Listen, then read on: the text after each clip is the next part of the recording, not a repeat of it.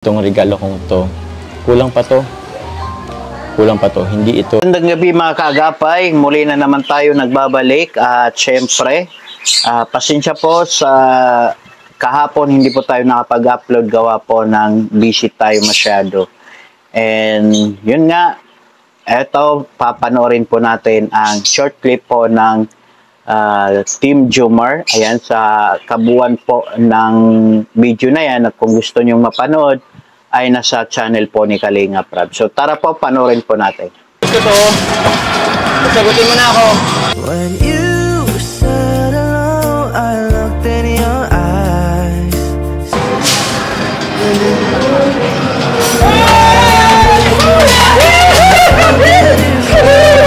Kumusta? What is this I'm feeling? I can't Okay lang. explain. Ikaw, kumusta? Okay lang po.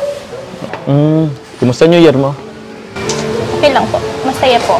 Nag-enjoy ka dun? Grabe, parang gusto mong Apple Games ah. Ano ba question ba ito? Bracelet na to. Si Kuya Bal. Hindi na. Kuya Bal! Sorry po Kuya Bal. Exchange gift tayo ah. Sino mauna sa atin? Tanong muna. So yun Carla, itong bibigay kong gift, ito yung gift ng pasasalamat ko sa'yo. Salamat kasi ikaw yung dahilan kung ba't ako nagpapatuloy. Thank you kasi dumating ka sa akin noong 2023. Ito, thank you kasi dati kasi nung nag-umpisa pa lang ako mag-vlog, medyo hindi ako motivated. Hindi ako ginaganahan. Pero sumula nung dumating ka, yun, na-motivate ulit ako, na-inspiration tuloy. Na-inspired ulit ako na magpatuloy sa pagbablog. Actually, Carla, itong regalo kong to, kulang pa to. Kulang pa to. Hindi ito matutumbasan yung halaga mo para sa akin. Ganun ka kahalaga.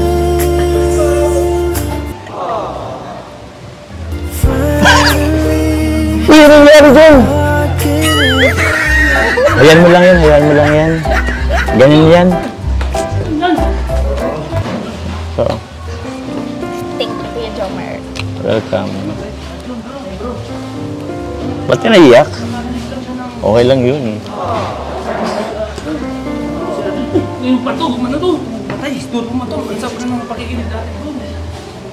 Buksan mo na.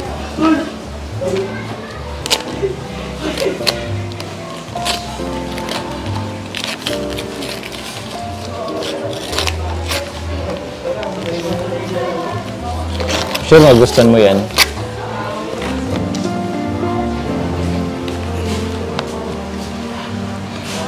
Bakit? Thank you po. Welcome. Maganda ba? Sobra po. Sobra? Akin na. Ako na magsusot sa'yo nito. Okay lang? Sige. Saan ka ba nag-ano? Dito yun sa kabila, ano? Sige. Maganda, ano? Alam mo kung bakit relo ang niregalo ko sa'yo? Kasi oras-oras kasing nasa isip kita.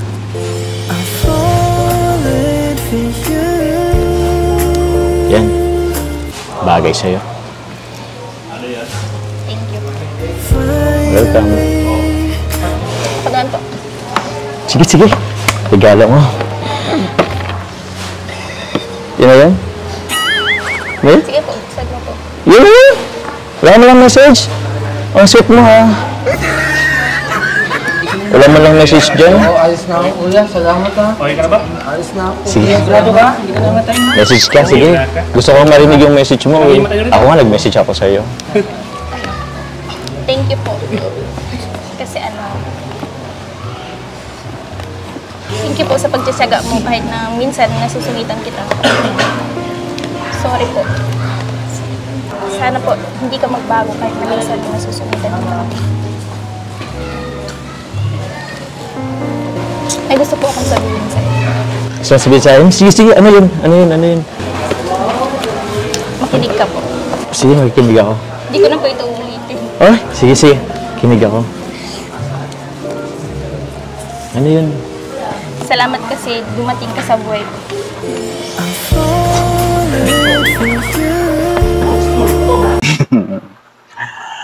So yun, mga kalingap, grabe.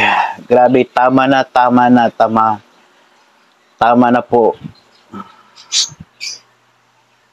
Ayan, Team Jomcar, tama na. Ayan, masyadong nyo nang ginagalingan at pinapakilig ang mga tao. Grabe. Sobra. Ayan. Ang dami-dami ko rin pong nabasa na mga komento ng mga OFW na grabe yung kilig at pagmamahal nila at suporta sa kay Jomar at kay Carla. At talaga namang kahit sino na makakapanood po niyan ay kikiligin sa mga ginagawa nila, mga usapan nila, ganon, kung paano sila nagpalitan ng mga message. At syempre, yun nga, yung mga kilig moments po nila. So, hindi po natin pinakita dito yung kabuuan ng video, syempre, bilang respeto din po kay Kalinga Prab. And panoorin nyo nga yung kabuuan ng video, mas kikiligin po kayo doon at makikita nyo lahat ng usapan po nila, yung mga ginagawang mga eksena din po ng kasama po ni Jomar, yung Kalinga po, sila Aljun, makikita nyo po doon. So, grabe, no?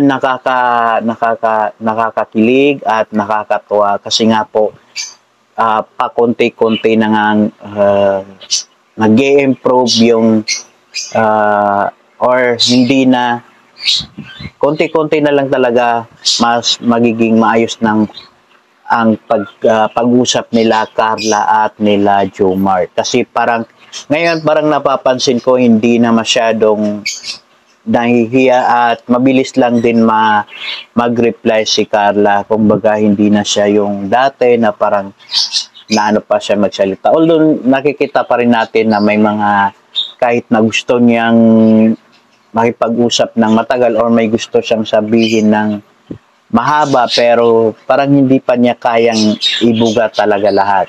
Oo. Nakikita ko at nararamdaman ko. So, di ba? Nakakakiligin po talaga yung nangyayari, yung ginagawa ni Jomar. At syempre, ayan nga, pinigyan pa siya ng regalo. Di ba? And napansin ko rin po na medyo nagkalaman na po si Carla. Kumbaga, medyo tumataba na siya ng konti.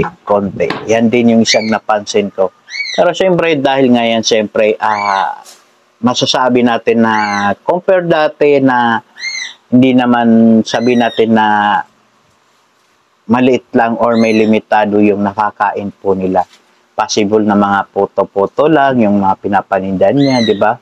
So, ngayon, at least, kahit papaano ay yung inisip din na problema ni Carla ay medyo nabibigyan ng solution. Kumbaga, konti na lang, nabawasan na yung mga pinoproblema niya. Kasi pati yung pag-aaral niya ngayon ay possible na, kumbaga, hindi na niya naiisip yun, di ba? Kasi dati, iisipin pa niya, magtitinda pa siya ng puto. Kaya, siyempre, kahit papaano ay mangangayayat din yung tao, di ba?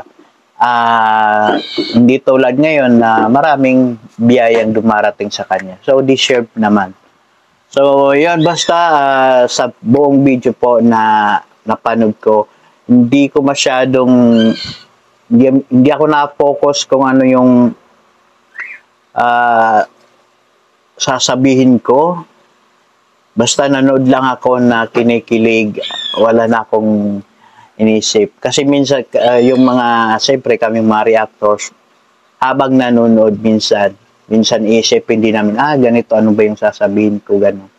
So, pero dito nakatutok lang ako. For me, isa to sa episode po ng Jomar na punong-puno ng kilig at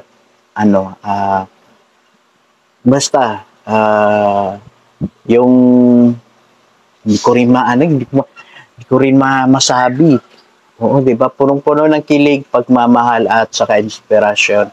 At yun nga, ang dami-daming nag-comment na sobra yung ganda ng Jumar na tambalan po nila. Siyempre, yung mga OFW natin, sila naman talaga yung mas, kumbaga, nagmamahal sa ganyang mga video. Kumbaga sila yung mga kinikilig dyan. Kasi pampawala din po yan ng kanilang mga pagod, di ba? So, tuloy lang natin yung pagsuporta po sa programa po ni Kalinga Prab. Yan pong teleserye na serye po yan o teleserye na yan ni Jomar at si Carla at sa mga iba pa. Sinasabi ng iba na parang parang nag-focus lang daw dyan si Kalinga Prab, team, love team. Hindi po yan. Kasi kung titingnan po natin yung positive side ng pagbablog po nila, which is maganda po yan kasi hindi puro iyakan, hindi natin nahahalongkat yung mga malulungkot na alaala ng mga tinutulungan niya, di ba? So, siyempre, habang may dumarating na sponsor sa specific na tinutulungan ni Kalinga Prab or yung subject po niya, ay kumbaga binibigyan din niya ng twist, di ba? Kunwari, tulad niyan si Carla, kung may dadalhin sa kanya na tulong, para may twist din at kilig, gagawa sila ng kumbaga eksena o ganito yung gagawin, di ba? Kaysa naman sa, Carla, malungkot ka pa rin, ganito, di ba?